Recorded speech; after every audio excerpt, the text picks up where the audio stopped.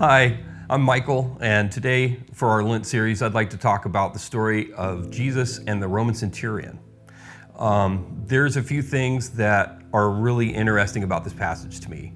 It's in Luke 7, verses 1 through 10, and it tells us that Jesus enters this town and some Jewish leaders from the synagogue are sent to him by this centurion to ask Jesus to come and heal his servant. And Jesus, at their pleading, goes with them to the place where the servant is sick.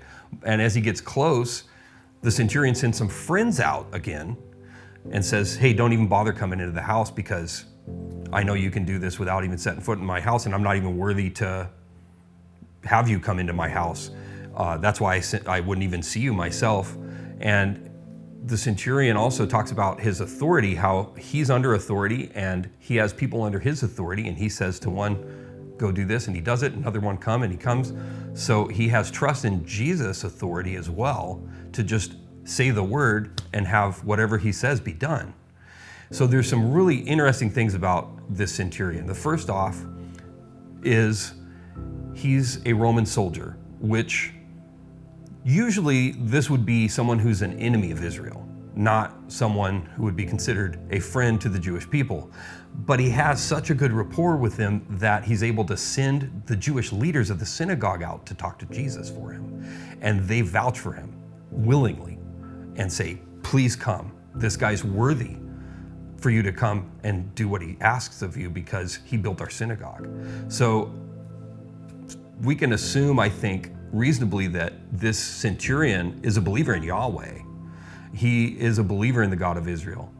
And he also has a very great faith in Jesus as displayed by his words and his actions, how he sends others to see Jesus for him instead of him going himself, and how he doesn't even require Jesus to come under his roof for this healing to take place. He believes Jesus has command of life and death and is able to say a word and for this healing to take place. So Jesus never actually touches the servant physically. It just happens.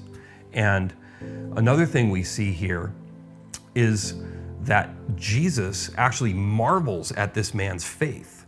He is amazed at the amount of faith this man has, which it's kind of a big deal for Jesus to be amazed at something.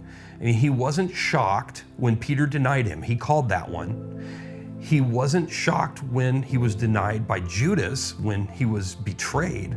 And he wasn't surprised when a bunch of soldiers showed up to take him into captivity to put him on a cross.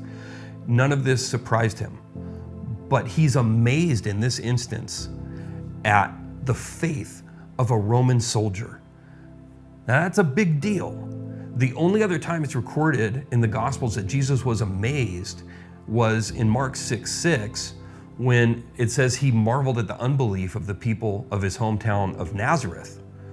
So in one sense, in one verse, he's amazed at unbelief. And in this instance, he's amazed at the faith of this centurion. So my prayer for us is that we would grow to have a faith that's more like the centurion's, that just deeply trusts in the power and the goodness of our Lord Jesus. God bless.